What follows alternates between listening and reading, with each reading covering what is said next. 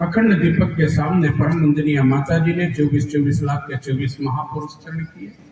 इतना ही हुआ नहीं, इतना नहीं, 1971 से आज दिनांक तक उस अखंड दीपक के सामने 24 घंटे अनवरत जप चलता है।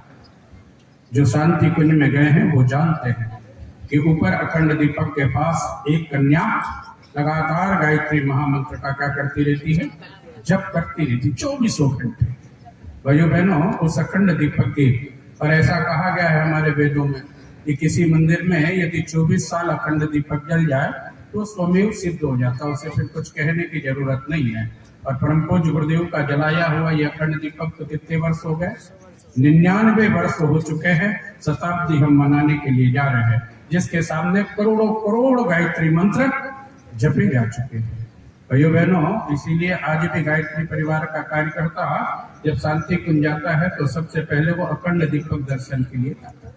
क्यों जाता है कि अखंड दीपक के दर्शन के लिए जब वो जाता है तो उस दीपक के सम्मुख जाते एक स्कैनर की तरह उसका शरीर स्कैन की हो जाता है, उसकी सारी समस्याओं का समाधान स्वतः होता हुआ चला जाता। वहां कुछ कहने की जरूरत नहीं, कुछ बताने की आवश्यकता नहीं होती। भाइयों बहनों, उस दीपक को एक प्रचंड दीपक में हमें परिवर्तित करना है।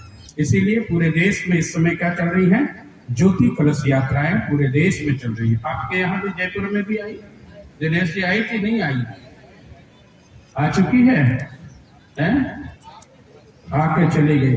अब आपने दर्शन किए कि नहीं किए, नहीं किए हो तो जहां जा रही हो वहां पहुंचिए। उसके अखंड ज्योति कलश, क्योंकि वो ज्योति कलश, भाइयों बहनों, एक अभी कलश है, कुंभ समाप्त हुआ प्रयागराज में, लेकिन हमारे कुंभ का शुरुआत तो अब प्रारंभ हो चुका है। ज्योति कलश यात्रा के माध्यम से पूरे देश में एक ऐसी फिजा बनाई जा रही है कि उस गायत्री के दिव्य चिंतन को, गायत्री के उस प्राण प्रवाह को, परम पूज्य गुरुदेव के उस प्राण पुंज को लेकर के हम गली गली, हमें घर घर जाना है, उस ज्ञान के दीपक को जलाना है। ये जो दीपक आज आप लेकर के आए हो, ये उसी कड़ी के अंतर्गत आपसे बुलवाए गए हैं। ये दीपक केवल मात्र महज एक छोटा सा दीपक नहीं है, ये दीपक बहुत महत्वपूर्ण दीपक है। इस महत्वपूर्ण दीपक को हम क्या करेंगे, अभी प्रज्वलित करेंगे, जलाएंगे। लेकिन ये दीपक काहे का दीपक है, ये दीपक संकल्प का दीपक होगा। ये दीपक हमारी परिस्थितियों को ठीक करने वाला दीपक होगा। ये दीपक काहे के लिए होगा, ये दीपक हमारे अंदर की जो है सोई हुई शक्तियों को जगाने के लिए होगा। उस शक्तियों को जागरण के लिए ये दीपक किया जाएगा। ये दीपक है मात्र केवल प्रदर्शन नहीं है, या दिखावा नहीं है, या कोई सजावट नहीं है। दीपावली मनाना कोई हमारा उद्देश्य नहीं है। हमारा उद्देश्य क्या है, इस दीपावली के माध्यम से, इस दीपक के माध्यम से हमें क्या करना है, हमें अपने भीतर की सोई हुई शक्तियों को जगाना है। भाइयों बहनों, जिस दीपक को आप दीपक को कर लेकर के आए हैं, बड़ी श्रद्धा से आप थालियों में दीपक को लेकर के आए हैं, तो भाइयों बहनों एक चीज समझ लीजिए, एक माटी का दिया है। काहे का दिया है, एक माटी का दिया है जो सारी रात अंधियारों से लड़ता है। एक माटी का दिया है जो सारी रात अंधियारों से लड़ता है। अरे तू तो भगवान का दिया है, हम आप क्या है, तू तो भगवान का दिया है, तो किस बात से डरता है। एक हथेली पर रखकर नसीब तू अपना मुकद्दर ढूंढता है, हथेली पे रखकर नसीब तू अपना मुकद्दर ढूंढता है। अरे सुई खुद समुंदर से जो टकराने के लिए पत्थर ढूंढता है, मैं उन पत्थरों से टकरा सकूं। भाइयों बहनों, ये छोटा सा दीपक हमारे जीवन की रोशनी को करने वाला, हमारे जीवन को जगमग बना देने वाला, हमारे अंदर की सोई हुई शक्तियों को जगा देने वाला है। उस जागरण का दीपक का नाम दीप यज्ञ है। भाइयों बहनों, परम पूज्य गुरुदेव कहते थे कि बेटे ये मेरा छोटे पैकेट में बड़ा धमाका है। यज्ञ में तो केवल हम मंत्र बोलते थे, आप स्वाहा स्वाहा करते थे। अभी मंत्र भी आपको बोलना है, आपको क्रिया भी आपको करनी है, और यज्ञ भी आपको करना है। अब दीपक का मतलब क्या, दीपक के इस भाव को समझ लीजिए, क्योंकि दीपक का भाव यदि हम नहीं समझेंगे, दीपक की चेतना हमारे जीवन में नहीं आएगी, तो फिर उस दीपक का महत्व हमारी समझ में आएगा क्या, नहीं, उस दीपक का महत्व हमारी समझ में नहीं आएगा। भाइयों बहनों, क्योंकि आज परिस्थितियां बड़ी विकट बनती हुई चली जा रही। अब आप जो दीपक लाए हैं, अब ये छोटा सा दीपक, मिट्टी का दीपक लेकर के आए हैं, ये दीपक काहे का प्रतीक है? पहले सुन लीजिए, समझ लीजिए। दीपक तो बाद में जलाएंगे, ये दीपक तो लास्ट में जलाया जाएगा। भाइयों बहनों, अभी मत व्यवस्था बना। भाई साहब छोड़ दो, हम बना देंगे, जब जलाने की बारी आएगी तो सुन लो, इतनी बहुत है। जब आप इस दीपक के बारे में समझ जाओगे तो व्यवस्था तो खुद ही बन जाएगी। लेकिन पहले हम समझ तो लें, जिस दीपयज्ञ को करने जा रहे हैं, ये मिट्टी का दिया दिखने में बहुत छोटा है, लेकिन ये काहे का प्रतीक है? हमारी पात्रता का प्रतीक है। जो ये यज्ञ हम करने जा रहे हैं, सुबह तो आपने इतने बड़े बड़े कुंडों में यज्ञ किया, अभी कौन सा यज्ञ करेंगे? बहुत छोटे से दीपक में यज्ञ। दीपक काहे का प्रतीक है? अच्छा, एक चीज और याद रखना, ये सोचकर कभी नाराज मत होना। क्या सोचकर? ये सोचकर कभी नाराज मत होना कि काम मेरा और नाम इनका हो रहा है। ये सोचकर कभी नाराज मत होना कि काम मेरा और नाम इनका हो रहा है। अरे सदियों से तो यही हो रहा है। अरे जलता तो रुई और तेल है, लेकिन कहा जाता दिया जल रहा है। दिया जलता हो तो बताओ, बताओ दिया जलता है क्या? जलता तो क्या है? बाती और तेल जलती है, लेकिन कहते क्या है? दिया जल रहा है। याद रखना, अपने किए हुए का दूसरों को श्रेय सम्मान दे देना, बस यही दीपक की पहली विशेषता है। दीपक की पहली विशेषता क्या है? कि अपने किए हुए कार्यों का श्रेय भी किसी और को दे देना। यह देवत्व का पहला गुण है। ये दीपक जो ये पात्रता है, ये हमारी पात्रता को बढ़ाता है। ये मिट्टी का जो दिया है, ये काहे का प्रतीक है? पात्रता का। अब आप जितनी पात्रता बढ़ाओगे, परमात्मा उतना अनुग्रह देगा। देगा कि नहीं देगा? देगा ना। यदि हम दिया बड़ा कर देंगे तो रात भर जलेगा। दिया छोटा है तो जितनी देर का उसमें तेल बाकी होगी उतनी देर चलेगा। तो हम पात्रता को बढ़ाइए। ये दीपक ये कहता है अपनी पात्रता बढ़ाइए। और हम दोस्त किसको देते? अरे भाई साहब वो क्या करे, वो तो हमारे यहाँ जो है ना, हमारे ये थे, इनके कारण ऐसा हो गया। अरे बाबा किसी के कारण नहीं हुआ। बहन जी अपनी भाषा, या तो प्रवचन कर लो या हमारा सुन लो, दो में से एक ही होगा। एक के साधे सब सदे, सब साधे सब जाए। आप आए कोई मतलब नहीं निकला। आप भी बात करोगे, दूसरों को भी बात कराओगे, तो क्या मतलब निकला? आने का कोई औचित्य निकला? यहाँ से कुछ ले करके जाइए, खाली हाथ मत जाइए। लेकिन जो आवश्यकता है उसे आपको सुनना पड़ेगी, पात्रता बढ़ानी पड़ेगी। ये दीपक जलाने भर के लिए, दीपक केवल प्रदर्शन के लिए नहीं है। दीपक काहे के लिए है? दीपक हमारी पात्रता को बढ़ाने के लिए। हमारी पात्रता बढ़ जाए, हमारा ज्ञान बढ़ जाए, तब जाकर के बात बनेगी। इससे कम में बात बनेगी नहीं, इससे कम में कोई बात बनने वाली नहीं है। ये मिट्टी का दिया पात्रता का प्रतीक है। दूसरा है, इसमें दूसरी चीज हमने क्या डाली? घृत, या तो घी डालेंगे या तेल डालेंगे। ये घी तेल काहे का प्रतीक है? ये सहजता का प्रतीक है, सरलता का प्रतीक है। क्या हमने अपने जीवन को सरल बनाया? क्या हमने अपने जीवन को सहज बना दिया? नहीं, हमने सहज नहीं बनाया, हमने सरल नहीं बनाया। हम तो आज भी भुट्टे जैसे अकड़े हुए हैं, झुकेंगे नहीं, टूट जाएंगे पर झुकेंगे नहीं। हम किसी की सुनेंगे नहीं। भाइयों बहनों, तो झुकना तो मुर्दों जो है, झुकना तो जिंदों की पहचान है, अकड़ना मुर्दों की शान है। जो अकड़ता है तो वो मरे हुए के बराबर है। झुकता कौन है? जिसके पेड़ पे फलदार वृक्ष, अगर फलदार वृक्ष है, फल उस पर लदे हैं तो वो झुक जाता है, ये अकड़ता है।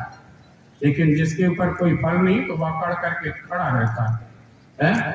भाइयों बहनों, ये दीपक कहता है कि हमें झुकना है, हमें जीवन को सरल बनाइए, आप जीवन को सहज बनाइए, ताकि हमें लोग समझ सके, हम लोगों को समझा सके।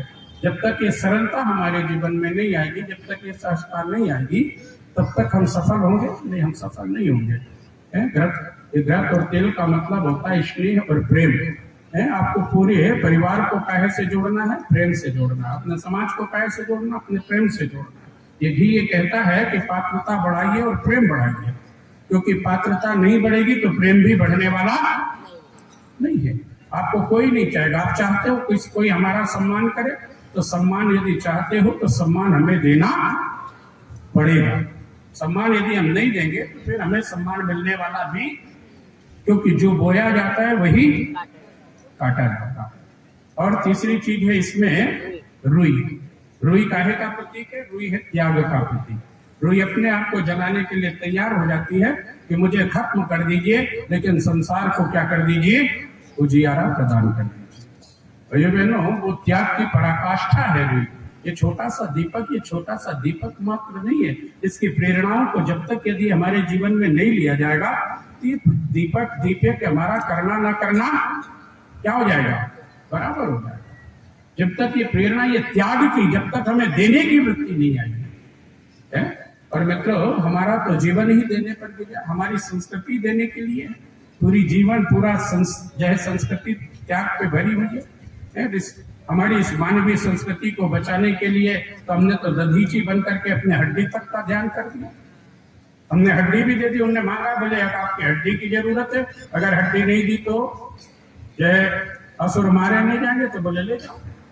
उन्होंने अपनी हड्डी स्वमेव जो है अपने प्राणों को छोड़ा और क्या कर दिया, हड्डियों का दान कर दिया। अभी हम लोगों से ये कहा जाता है कि आप नेत्रदान कर दीजिए, आप अपने अंगदान कर दीजिए। हम करते हैं क्या भाइयों बहनों? हम कैसे देते अपने यहाँ? करे बाबा मरने के बाद देना है, जीते जी तुम्हारी कोई नहीं मांग रहा, क्योंकि मरने के बाद भी आपके अंग प्रत्यंग कई घंटों तक जीवित रहते हैं, मरने के बाद भी।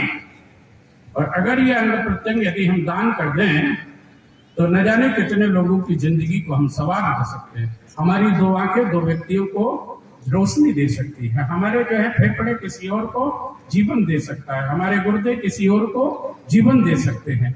अरे वो ऋषि तो अपना जीवन त्याग करके यदि एक काम कर सकता है, तो क्या हम अपने समाज की रक्षा के लिए, क्या हम अपने समाज के लिए, क्या हम अपने मरने के बाद शरीर के अंगों को दान नहीं कर सकते?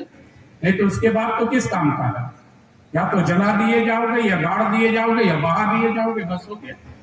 इतनी काम का है ना। और हमारे मानव जीवन की कीमत कितनी है? यदि आप विज्ञान के भाषा में इसे तोलें तो विज्ञान की भाषा में हमारे शरीर की कीमत है 2.5 रुपए। 2.5 रुपए से ज्यादा हमारी औकात नहीं है। इतना फास्फोरस, इतना कैल्शियम है, ये सारी चीजों का हिसाब लगा लेना कभी बैठ करके है, तो 2.5 रुपए हमारी कीमत है। लेकिन परमात्मा ने 2.5 रुपए के जीवन को क्या कर दिया, अनमोल बना दिया है। तो ये दीपक कहता है त्याग कीजिए। ये रुई की बाती कहती है कि अपने आप को समाज के लिए न्यौछावर कर दीजिए, किसी और को रोशन करने के लिए यदि खुद को भी जलाना पड़े तो जलाने के लिए तैयार हो जाएंगे। ये है दीपक। भाइयों बहनों, केवल दीपक जला देना, गायत्री मंत्र बोल देना इसका उद्देश्य नहीं है, क्योंकि जब तक इस दीप यज्ञ की वो भाव हमारे भीतर नहीं आएंगे, जब तक वो ज्ञान हमारे भीतर नहीं आएगा, तो दीप यज्ञ करना और न करना दोनों बराबर है। और फिर इसमें अंतिम किसकी जरूरत पड़ती है? अग्नि की। अग्नि काहे की प्रतीक है? अग्नि तेजस्विता की प्रतीक है, अग्नि पथ प्रदर्शक है। अग्नि ये कहती है, अग्नि ऊपर उठने का प्रतीक है। दीपक ये कहता है कि ऊपर उठने का प्रयास करो। क्या कहता है? ऊपर उठिए। दीप देवता ये कहता, दीपक जलाए तो इसकी रोशनी कहाँ जाएगी? ऊपर जाएगी ना। एक प्रयोग करना, दीपक की बाती को थोड़ा सा नीचे कर देना, थोड़ा नीचे जाएगी, नहीं वो और तेजी से ऊपर उठती है। तो दीपक ये कहता है कि यदि मानवीय पुरुषार्थ किया जाए तो दुनिया की कोई ताकत हमें ऊपर उठने से रोक नहीं सकती, कोई ताकत आपको नहीं। और हम क्या कहते हैं, अरे भाई साहब इनके कारण हम ऊपर नहीं बढ़े। बेकार की बातें बंद करो। कोई न काहू के सुख दुख कर दाता, निज कृत कर्म भोग्य सब दाता। सब किसके कारण है? केवल अपने कर्मों के कारण, हमारे अपने प्रारब्ध के कारण। कोई किसी के सुख का कारण नहीं है, कोई किसी के दुख का कारण नहीं। दीपक समझ में आया ना, दीपक क्यों जलाया जा रहा है? जब तक ये दीपक के भाव हमारी समझ में नहीं आएंगे, और जब इस भाव के साथ हम दीप यज्ञ में प्रवेश करते हैं, दीपक को प्रज्वलित करने का क्रम करते हैं, और फिर जो है संसार को उजियारा प्रदान करते हैं, तो निश्चित है कि वो दीप यज्ञ हमारा क्या हो जाता है? सफल हो जाता है। तो आइए उस दीपक को प्रज्वलित करें, दीपक को जलाएं, लेकिन उसके भीतर हमारे अभी जलाना नहीं है, बताएंगे हम आपको, हड़बड़ाहट करने की जरूरत नहीं है। अब आपके पास, सबके पास में थालियां हैं, है ना, सब अपनी अपनी थालियों को सामने रखेंगे। लेकिन अब ये जिम्मेदारी कि आपके आगे भी लोग आगे बैठे, तो आप अपनी दूरी बैठक व्यवस्था थोड़ी सी ठीक कर लीजिए। कैसे ठीक कर लीजिए? इतनी दूर बैठिए, पीछे वाले आगे वाले से इतनी दूर बैठे कि जब दीपक जले तो उनका कपड़ा आपके दिए तक न आए। इसलिए खड़े होकर के जगह बना लीजिए, बीच में भी इधर इस साइड आ जाइए, इस साइड आ जाइए, दूर दूर बैठिए, बहन जी आप लोग बहुत बहुत पास पास में, आगे खड़ी आगे बैठिए, फिर 1 से 1.5 हाथ की जगह छोड़िए, फिर दूसरे बहने बैठिए, तब जाकर के बात बनेगी। नहीं तो क्या होगा?